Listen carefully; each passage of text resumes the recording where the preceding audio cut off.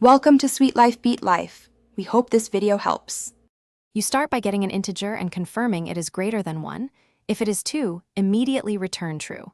Once validated, set a flag as prime equals true and prepare a for loop that iterates I from 2 up to math. Sqrt n. Use math. Sqrt to cut iterations and improve speed.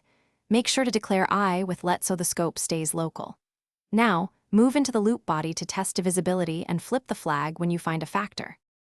You now run the loop body. Check if n%i equals 0. This determines if I divides n with no remainder. If you find a divisor, set as prime to false and break out of the loop immediately to avoid extra work. If not divisible, the loop increments I and repeats until I exceeds math. Sqrt n. Make sure to break early to save time.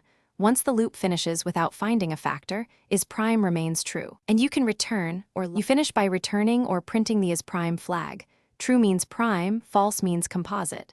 Make sure to handle edge cases first. Return false for numbers less than 2 and true for 2. If results look wrong, log the current I and the expression n%i to see why a factor was detected or missed. Once done, test with known primes and composites. If you still see issues, verify input type and that math. Sqrt n is computed correctly before looping. Thanks for watching. Consider subscribing if we helped you.